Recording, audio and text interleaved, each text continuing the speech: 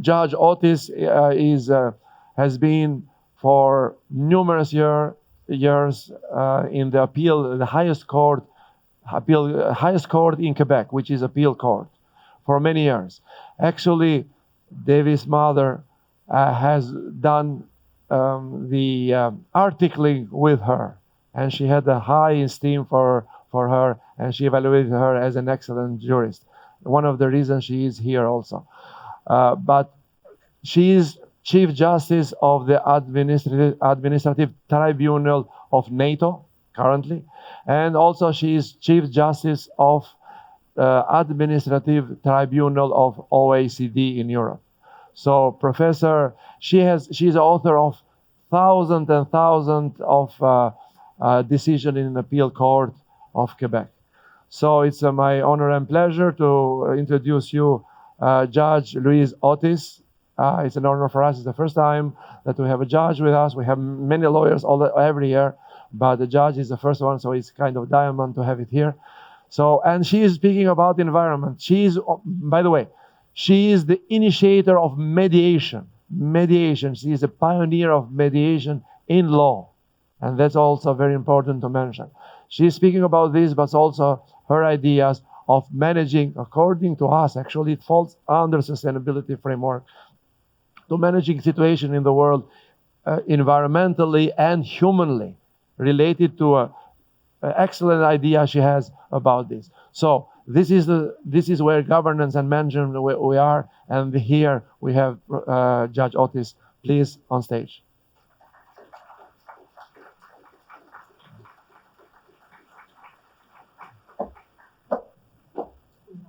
Yeah. Wait, well, how are you? So good morning. A long time ago, when I was still a judge at the Quebec Court of Appeal, I had the good fortune to meet Megan Debra, who was just beginning her legal career.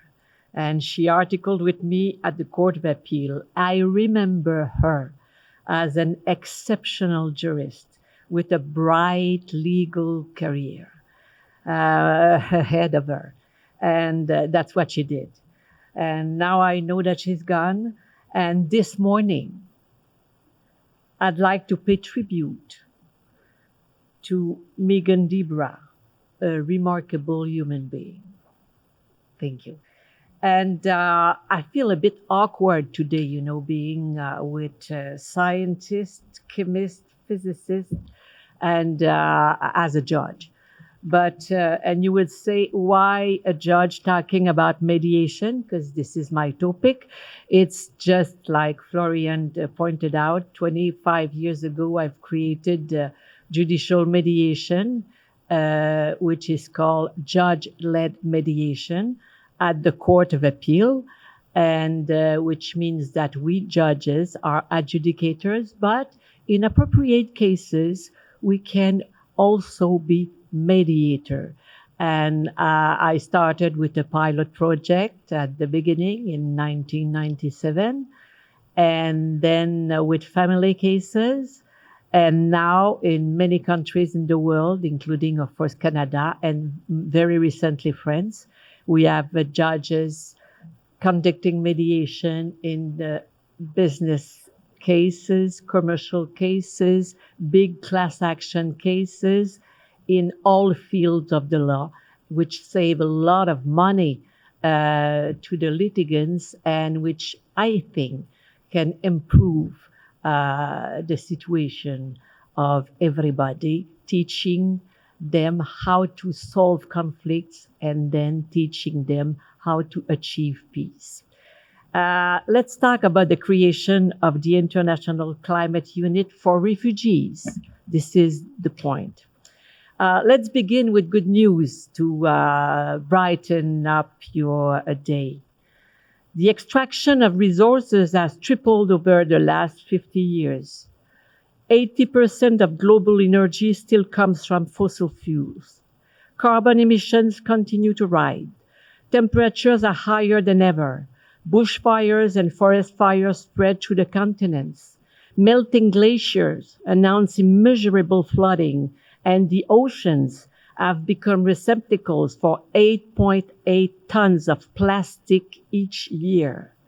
Every year, 400 million tons of heavy metal solvents are dumped into the world's water. In addition, the level of mercury and toxic substance will increase with melting glaciers and permafrost. As for biodiversity, you know there's a summit at this moment in Colombia. 1 million species and plants are currently at risk of extinction over the next decade. Moreover, the problem of sending up has become very acute, especially in the North Syrian countries. For example, in Mauritania, the Sahara progresses by 7 kilometers per year.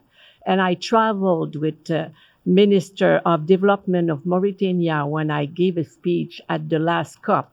And she told me, and we in Mauritania, we are liable for 0.017% of the carbon imprints. It's terrible. So the State of Global Climate 2023 report shows that records were once again all broken and in some cases smashed for greenhouse gas levels, surface temperatures, ocean heat, acidification, of course, sea level rise, and we know that Antarctic sea ice cover and glacier retreat is increasing. Heat waves, floods, droughts, wildfires such as we have in Canada, and rapidly intensifying cyclones cause misery and mayhem. We have evaluated at many $billion in economic losses the coming decade. So, and I have to add some more. While climate-related risks remain a dominant theme, the threat for misinformation and disinformation is identified as the most severe short-term threat in the UN 2024 report. This is the situation at the moment. And very often we say, well, it's not for us. It's going to be tomorrow. It's going to be in 2050. It's not for us to take care of it. Yes, it is for us. The time has come right now to take care of us, to take care of our refugees, because now it's not climate crisis anymore. Forget about it. It is climate catastrophe.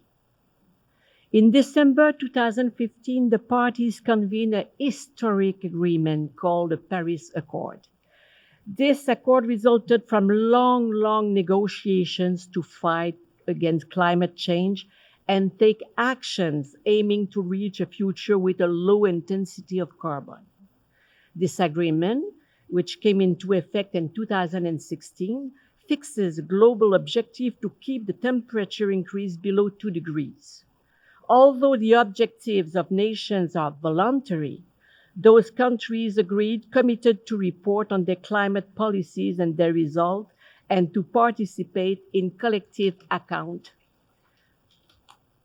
in global efforts.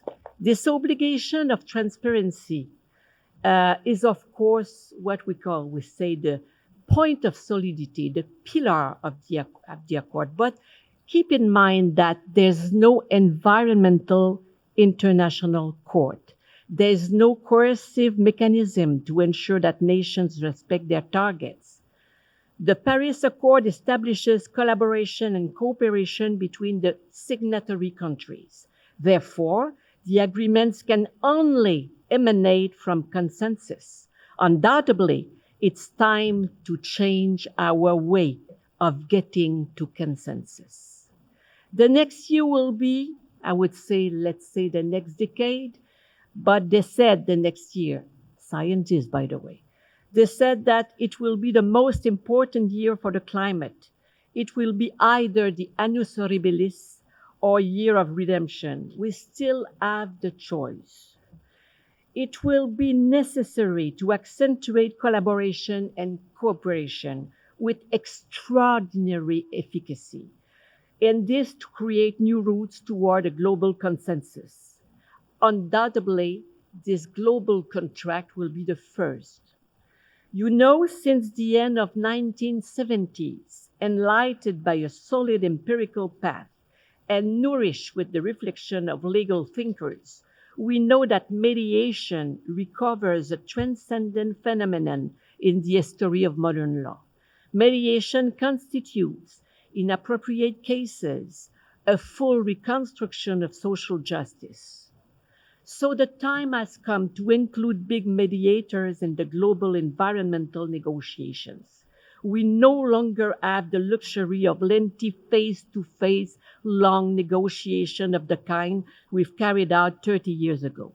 We need to include neutral third parties who are impartial and independent to guide, activate, and accelerate the negotiation.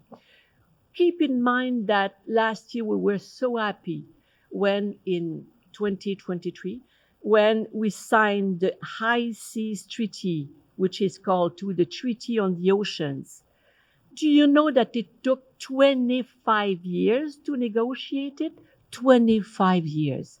And do you think we have 25 years ahead of ourselves to solve what's going to be the climate catastrophe? No, we have to move right now.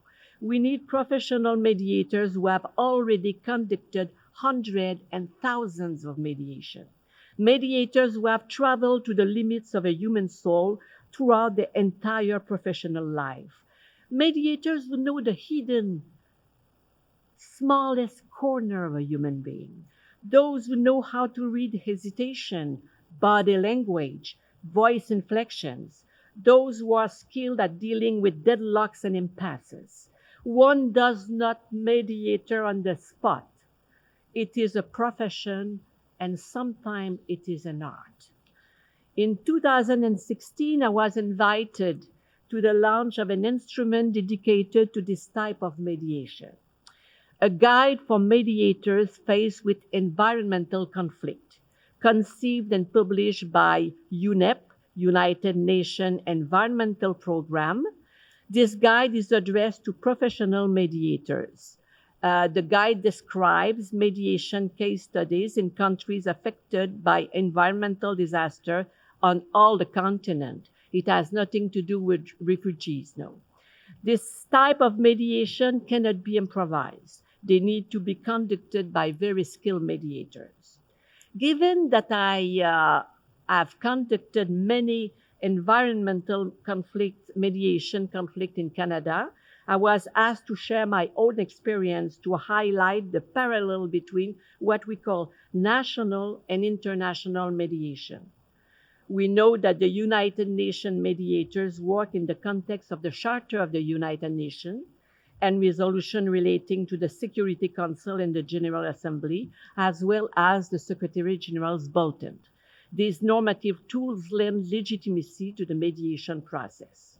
What surprised me, though, was realizing that specifically in the field of environmental conflict, there are common grounds between national and international mediation techniques.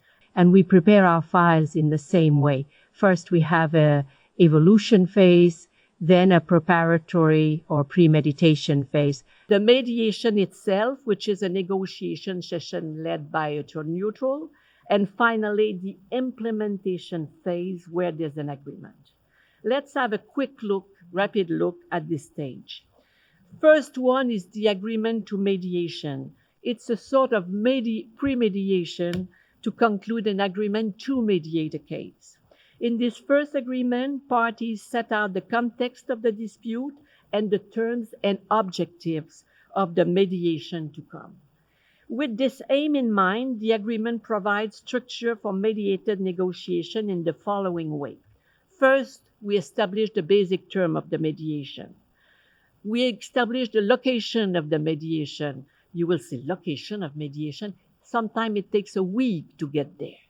And don't forget that this goes with what we call national immunity, judicial immunity. We have to find a place where everybody feels safe. We have to name the parties to the mediation as well as the other parties that can be invited to join. We have, of course, to point out the substance of mediation, and we have to define the mandate of the mediator, which is very important. Stage 2 is the pre-negotiation, which it's a stage you will not see very often in what we call normal judicial mediation. But this stage is to establish the scope of the negotiation, assess options for the mediator, prepare mediation method, establish a plan and logistic. And at this stage, we meet separately with the parties. There are always some interests and motives hidden behind the visible objective. Actually, in almost all conflict in human beings, there is something hidden that we cannot see. This stage gives precious information to mediators. For example, it helps them determine who will be the spokesperson during the mediation. We want to have the perfect person in order to be able to address the other party. You can identify those who are reluctant, the enthusiastic, those to be confessed, those who knows the best about substantive issues. Then it's a chance to test some ideas by the mediator, some option that will eventually be developed during the course of the mediation. And more important, pre-mediation meetings help mediators to determine with precision the scope of the mediation, which topics are the most important. Stage 3 is the mediation. Very often in environmental mediation, that's what I do in my mediation, I will invite scientists and experts who will conduct an information gathering at the beginning of the mediation. With these presentations, all stakeholders develop a common information base which will prove to be very useful during the course of the mediation. Then we do negotiate and hopefully draft an agreement and so on and so forth. Finally, we will try to the implementation of the agreement. The UNEP guide in 2016 reads, and I quote, "Despite its promise, mediation has been underutilized by the international system in addressing dispute over natural resources. The international system still lags behind in acting on opportunities for proactive use of mediation as a tool." And you see, it's very difficult what we say to change mindset. What do we need right now, precisely at this moment? An international climate mediation unit for climate refugees. We need to create a team of cutting-edge environmental mediators composed of 3 kinds of mediators. Field mediator assisted by scientists for displaced population following flooding, cataclysm, fires, cyclone, desertification, a mediator with scientists.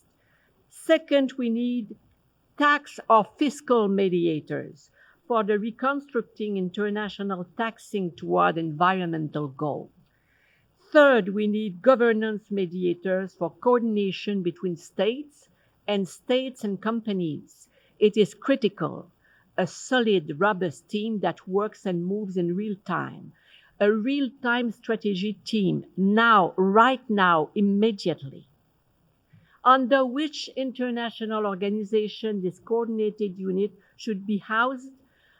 It may be at the UNEP, it may be at the OECD, which has already created the inclusive framework where over 130 countries and jurisdictions are collaborating at the moment, and it will be a solution. Or directly with the J20, directly in this office, but it's coming. The time has come to regain the time lost in face-to-face negotiation between opposing parties. We no longer have time for negotiation, what I call traditional negotiation based on firm position and concession that takes months and years. I'm considering now the populations that are currently displaced and that will become displaced over the next year and decade. Climate refugees are now the human face of climate change. Oxfam shows that catastrophes created by climate change were the principal factor in internal displacements over the course of the last decade, forcing 20 million people per year to leave their homes and often to leave the country.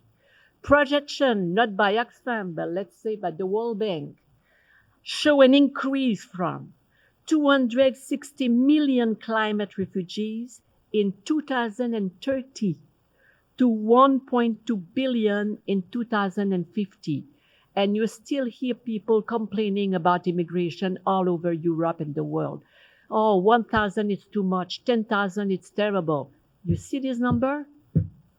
That's why we have to create a unit to keep people in their place, but displace them or negotiate with countries that are just at the next entrance.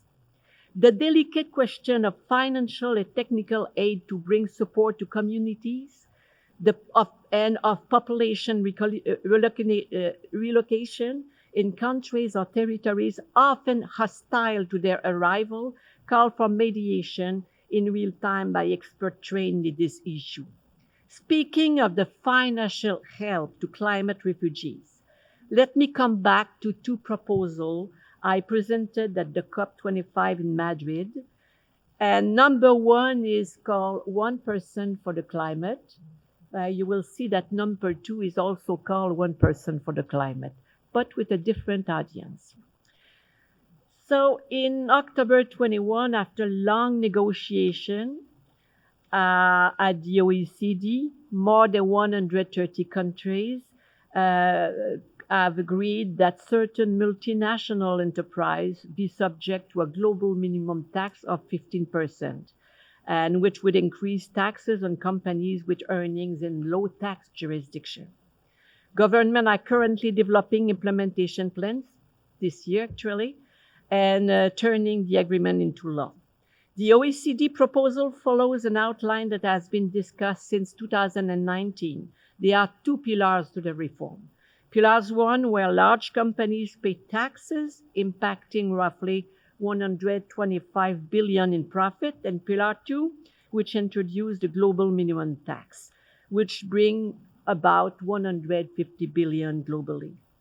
Now that countries have agreed on a minimum rate of 15%, the complementary environmental proposal will allocate 1% out of the 15% to tackle the climate crisis. This 1% will be invested in a massive reconstruction fund to repair the damage that has already been done to our planet. We need to build an effective reconstruction fund, well managed and well controlled, and the creation and funding should be the one of the International Climate Mediation Unit. Number two is 1% for climate. The same title covering another reality. The world must have its carbon emission by 2030, which International Energy Agency estimate at $4,000 billion per year. To achieve this, it will be impossible to rely solely on the contribution of already heavily indebted governments. It will now be necessary to turn to the wealth accumulated by the private sector and to the philanthropists. It is estimated that 60% of global carbon emissions come from individuals who are among the richest 1%. According to a study, the average carbon footprint of the richest 1% is 175 times higher than of the poorest 10%. This global trend is reflected in different proportions in both developed and emerging countries. Currently on Earth, there is some 3,000 billionaires. They hold wealth totaling nearly 13 trillion, and each of them deploys their philanthropy under terms and conditions. And it's fabulous. We like this foundation, but the problem is the right and now. One can certainly wonder if a shareholder foundation pursuing environmental objective is really a preferred tool to fight the climate crisis. Some renowned tax experts doubt the real efficacy of the foundations to fight urgent climate crisis. A very famous case is Patagonia, that you probably heard about. In the case of Patagonia, the analysis of the international tax expert Alpin shows that it will take 15 years before this initiative allows the investment after tax of the first dollar in the climate crisis, which already makes more than 20 million refugees per year. So we have to review all of this. To date, no country has yet a fiscal environmental target for the wealthy stratum. 25 years ago, when climate change negotiations began and policies targeting big polluting corporations were discussed at the global scale, initially, current technological means did not exist. Consequently, it was very difficult, if not impossible, to envisage taxation directly linked to the carbon footprint.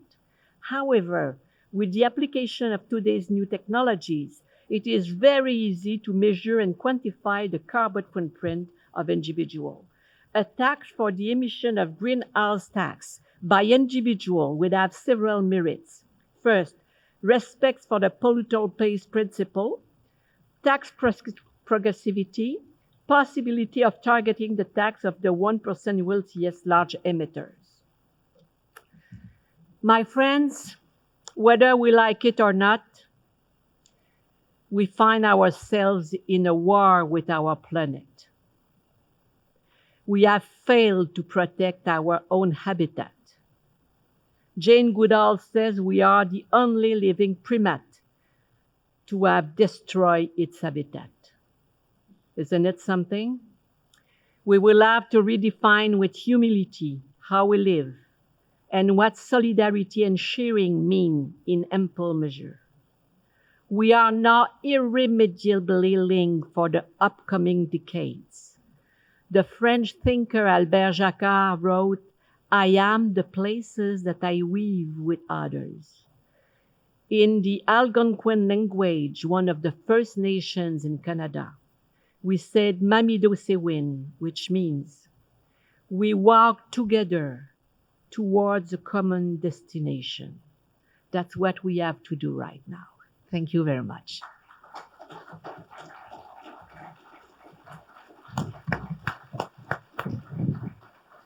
So you've proven to us that you belong here. Here. Oh, we need a picture. Yeah. So really, she started with scientists. I need it. Just shake the hand. This is our style. Our style. The man's style. Thank you very much. A highlight. Because it's a completely different perspective, but very close to science. And the logic of presenting things was scientific, and the initiative is scientific. So I mentioned that this is a sustainability conference. Without application, we are nowhere. We start from fundamentals. We need the law. The science is law and the governance and law. The science helps the society, but then at the end of the day, if we do not apply the results of science, we are nowhere.